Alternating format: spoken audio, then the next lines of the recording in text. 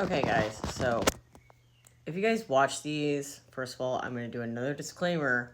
I am your classic case of borderline. I am not a psychiatrist. I am a girl trying to heal herself so that I can be better for other people. What was done to me wasn't my fault. But it is my responsibility to fix it. So I'm learning things and just like telling you about it to try to let you know you're not alone. There's lots of us out there.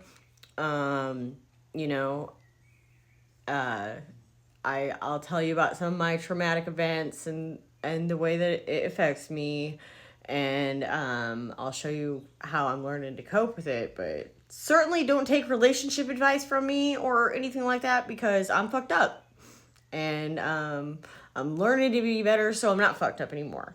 And that's my disclaimer on this. Okay, so it's really just learning the crazy person's mind. Okay, so good morning, and so I had been talking about this notebook that I couldn't freaking find that really helped me a lot because although I am definitely not better by any means, I'm definitely better than I used to be, which is what I aspire to be every day. So, like I said, so I do a lot of things that to help stabilize my mind because I have racing thoughts and I ruminate on things. And there was an argument this morning with my boyfriend about my rumination on certain things, and I wasn't even ruminating, it was rapid thoughts I was having. But I mistook it and started screaming at him and got overly emotional because that's the shit I do. And I get triggered by certain names brought into situations. And, we were talking about my kids. I get triggered about that a lot. They're a big thing to me. And that's part of why I'm doing this. To see they know I'm trying to change. And to talk about trauma and the things. Okay, another thing about life is what you send out is what you get back. Okay, so if you send out bad things to people, you're going to get bad things back. And karma's real. So, traumatizing people is not fucking cool. And I'm just going to leave it at that. Okay, so, like I said, I'm not a psychiatrist. I see a psychiatrist. I do my ketamine treatments. I start counseling next week to get over some things. I have a boyfriend. We're in a relationship. We have definitely some communication issues, but and we have some things going on. And I have a problem with finding the real truth and whether or not he's lying and shit like that.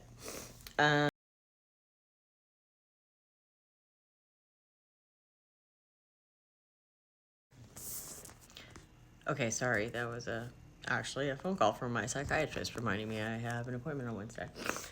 So I don't know where I was at with communication problems with my boyfriend and things. There's also, a huge age gap between us. We're 24 years apart, so he is smarter than me, wiser in any way. So he knows more than me, and I don't always understand him. A thing about being borderline is that we miscommunicate a lot, and we misread people. And although we're very intuitive, we are programmed with negative thoughts, and those are neural pathways, and peptides go in those, and we get addicted to those peptides. So that's where our thoughts automatically go, which is what the ketamine treatments are about. They're supposed to reprogram you with positive thoughts, and they're helping. But I still have a lot of hangups from the past. I told you a little bit about my kid's dad and what he did with my sister, and there were some other traumatic things. I was married to a drug addict, very young, who's passed from cancer now. There's a lot of trauma in my past, but it's time to fix it now. So I'm not sitting here bitching. Here's what I'm telling you about. All right, so one of the things I do is meditation. It's huge. It'll ground you.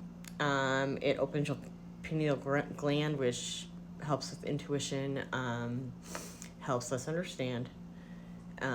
There's a lot that goes into this, borderline things, and I have my theories, but I won't talk about those because then you'd really think I was nuts. But like I keep recommending Dr. Daniel Fox, and I cannot recommend him enough. So I'm going to show you my journal. It's right here. It's the Borderline Personality Disorder Workbook, and you go in, and it gives you situations and things. I'm gonna show you some of mine. It's really personal shit, so like I'm not gonna go into a lot of it. I'm gonna go through situations I go through in life and help people see how we think about things, but to help understand yourself or a family member understand you, like you go into the workbook and you read about it, and then you answer the questions. It also teaches you, like, it gives you examples, and it teaches you coping skills and how to deal with it. A lot of my hangups have to do with the past. I am not going to lie. I live in the past. I chased the same man for 20 years, and I didn't even really like him. I just didn't want my kids not to have a dad. So, yeah, I've got some shit that I got to get past. But this helps you a lot. It's improved me, I would say, at least 65% of what I used to do. I don't do. I used to run from situations and go and get high. I'm not gonna lie. I used to lash out at people that didn't deserve it. I still have a problem with that. I still have a problem with lashing out at people that don't deserve it. I am triggered easily in emotional things. I have a fear of people cheating and abandonment issues. I really had a bad last year. I did some extreme damage in my relationship, which is I'm paying for now. And it's all because my thinking wasn't right.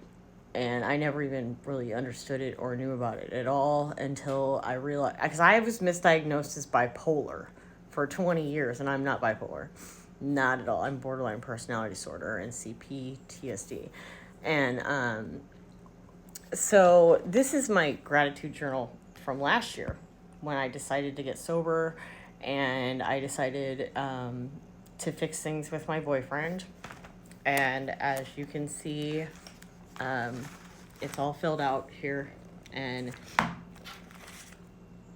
I can go back at it and look at it now and see that gratitude is actually what it is all about. It's positive attitude, it's positive thinking. You write down your hopes, you write down your dreams, you put yourself in a mindset where you already have those things, and it works out. Now, I've really failed lately. Like, I'm letting things fall apart over things that I can't decipher, and I've got some things in my life that are going on, and I'm not handling the stress well, but I admit that fully.